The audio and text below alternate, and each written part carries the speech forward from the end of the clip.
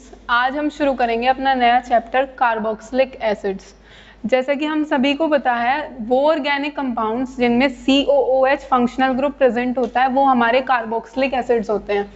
उनका general formula होता है CnH2nO2। कुछ कॉमन एग्जांपल्स हैं। जो सबसे सिंपल है वो है हमारा फॉर्मिक एसिड जो चींटी में पाया जाता है। दूसरा है एसिटिक एसिड और एग्जांपल्स हैं benzoic acid, oxalic acid etcetera. जब एक से ज़्यादा when 2 and 3 functional groups are present then it is called dicarboxylic और tricarboxylic acids। डाइकार्बोक्सिलिक में आता है हमारा ऑक्सैलिक एसिड। अगर बेंजीन रिंग पे 6 कार्बोक्सिलिक एसिड प्रेजेंट है then it is called as mellitic acid. कुछ नेचुरल कार्बोक्सिलिक एसिड्स हैं, सिट्रिक एसिड जो लेमन में मिलता है, टार्टरिक एसिड जो इमली में पाया जाता है।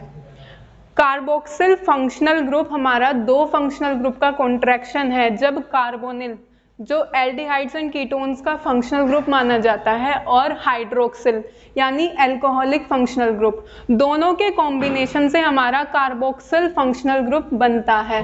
That is why it is called as carboxylic acids.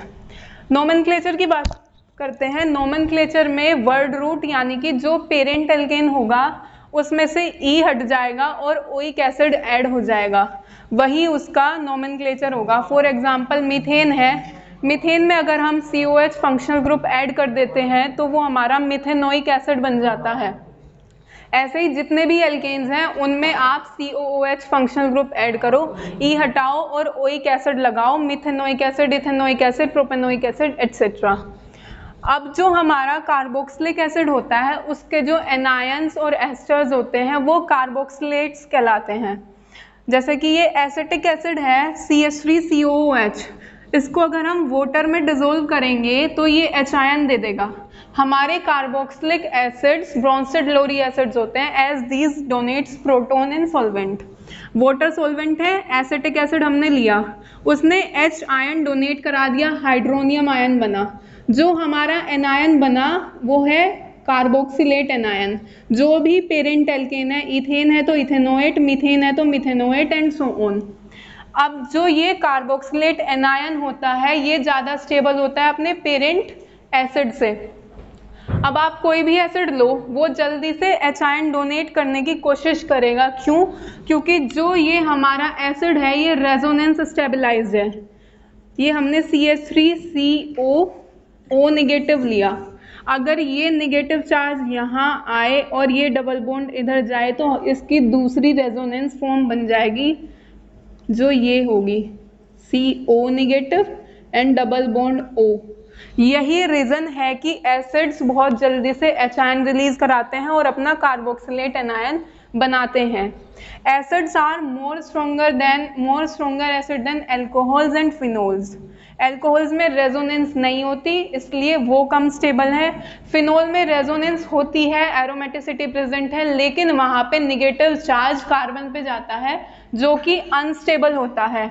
ये ज़्यादा स्ट्रोंगर है क्योंकि यहाँ निगेटिव चार्ज ऑक्सीजन पे जा रहा है जो कि इलेक्ट्रोनेगेटिव एलिमेंट है। ये हमारा कार्बोक्सिलिक एसिड का बेसिक हुआ। अब हम मेथड्स ऑफ प्रिपरेशन करेंगे।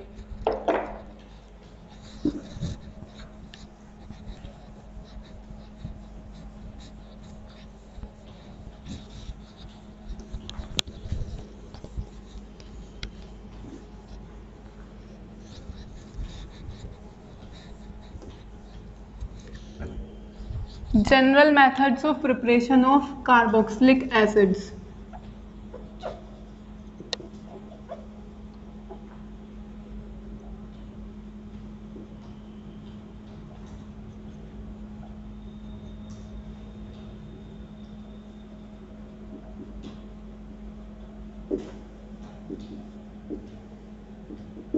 फर्स्ट मेथड है हमारा by oxidation of primary alcohols.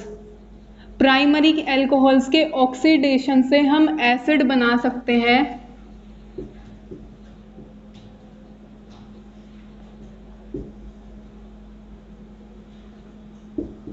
उसके लिए हमें ऑक्सीडाइजिंग एजेंट लेना पड़ेगा। हमारा KMnO4, acidic KMnO4 and acidic K2CR27 बहुत अच्छे ऑक्सीडाइजिंग एजेंट हैं।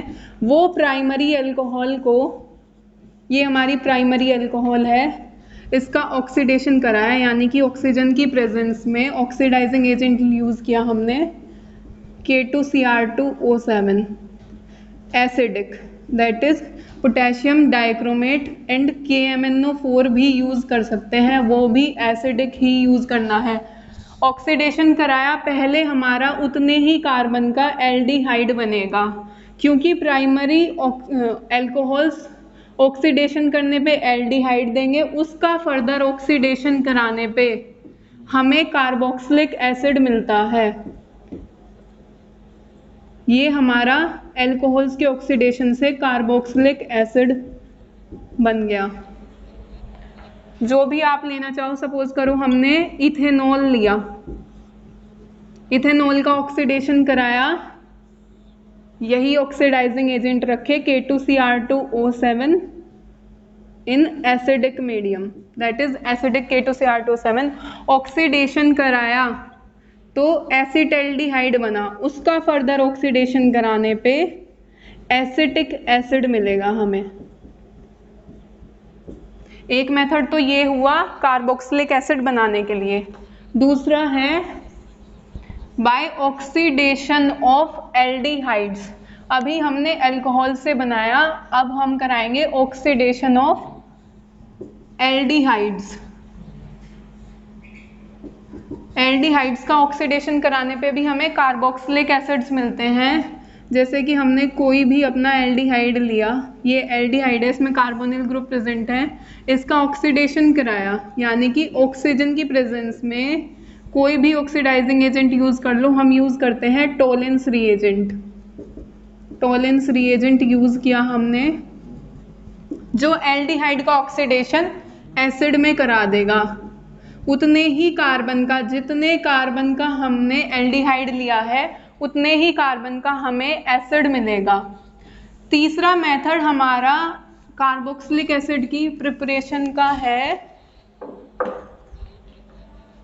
Bye hydrolysis of certain compounds, यानी कि पानी की प्रेजेंस में लाइसिस कराना, तोड़ देना, bye hydrolysis of certain compounds या फॉलोइंग कंपाउंड्स। जितने भी हमारे एसिड, क्लोराइड, एमाइड्स या नाइट्रिल कंपाउंड्स होते हैं, alkyl nitrile, anhydrides of acids and asters, वो सब हाइड्रोलिसिस के बाद हमें कार्बोक्सिलिक एसिड देते हैं। जैसे कि RCN, ये एल्काइल नाइट्रिल है, RCONH2 ये एमाइड है, RCOCl ये हमारा एसिड क्लोराइड हुआ, RCO का होल ट्वाइस O ये एसिड एनहाइड्राइड हुआ, और RCOOR- ये हमारा एस्टर है। इन सब का हाइड्रोलिसिस, यानी कि पानी की प्रेजेंस में इनको तोड़ दें अगर हम, तो हमें एक ही प्रोडक्ट मिलेगा, जो मिलेगा कार्बोक्सिलिक एसिड। और बाय प्रोडक्ट्स अलग अलग मिलेंगे, इसमें हमें अमोनियम आयन मिलेगा प्लस NH4 पॉजिटिव, इसमें भी NH4 पॉजिटिव मिलेगा हमें, इसमें हमें HCl मिलेगा बाय प्रोडक्ट। इसमें बाय प्रोडक्ट हमें एल्कोहल मिलती है। इस रिएक्शन को हम इसमें हमें 2 एसिड मिलेंगे, 2 एसिड मिलेंगे, और एस्टर का हाइड्रोलिसिस कराने पे हमें एसिड और एल्कोहल मिलता है। इस रिएक्शन को हम एस्टेरिफिकेशन रिएक्शन भी कहते हैं। अब इसमें कौन सी रिएक्शन कितनी जल्दी होगी वो डिपेंड करता है कि हमारा लीविंग ग्रुप कैसा है। जितना स्ट्रॉन्ग एसिड होगा उसका कॉन्जुगेट बेस उतना ही वीक होगा, और जो वीक कॉन्जुगेट बेस होते हैं वो उतने अच्छे लीविंग ग्रुप होते हैं। तो हमारा Cl सबसे बेटर लीविंग ग्रुप है, सबसे जल्दी ये बनेगा, फिर हमारा एमाइड आ जाता है, फिर एनहाइड्राइड आ जाता है, ऐसे ही। तो जहाँ भी Cl लीविंग ग्रुप प्रेजेंट होगा वो वाला एसिड सबसे जल्दी बनेगा। लास्ट मेथड है हमारा by carboxylation of Grignard reagent. Fourth point, by carboxylation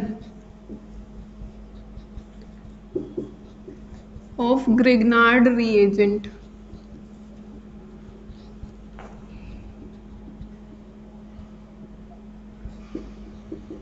जब ग्रिग्नार्ड रिएजेंट की रिएक्शन CO2 से कराते हैं तो हमें कार्बोक्सिलिक एसिड मिलता है।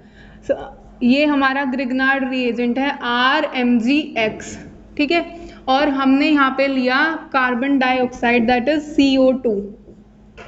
जब इस RMgX में हमें पता है R निगेटिव में टूटता है और MgX पॉजिटिव में टूटेगा, इसमें हमने ये वाला पाई बॉन्ड हमारा O पर शिफ्ट हुआ तो CO निगेटिव बनेगा और ये एज इट इज रहेगा, कार्बन पे पॉजिटिव चार्ज आएगा। जब कार्बन पे पॉजिटिव चार्ज आएगा तो ये R निगेटिव तो यहाँ अटैक करेगा और MgX पॉजिटिव इस निगेटिव पे अटैक करेगा, तो हमें मिलेगा C double bond O negative MgX positive और यहाँ हमारा आ जाएगा R। अब इसकी हाइड्रोलिसिस कराने पे एसिडिक हाइड्रोलिसिस, यानी कि एसिडिक मीडियम में हाइड्रोलिसिस अगर इसकी हम कराएं तो यहाँ पे तो हमारा H आएगा और यहाँ पे OH, यानी पानी का H आयन तो इस O पर जाएगा और OH MgX पे जाएगा और जो हमें प्रोडक्ट मिलेगा वो हमारा मिलेगा कार्बोक्सिलिक एसिड एंड MgXOH। तो ग्रिग्नार्ड रिएजेंट भी CO2 से रिएक्शन करने पे हमें कार्बोक्सिलिक एसिड देता है। ये हमारे methods of preparation of carboxylic acid खत्म हुए। अपनी नेक्स्ट वीडियो में हम इनकी फिजिकल एंड केमिकल प्रॉपर्टीज पढ़ेंगे। Thank you. Happy Holi students.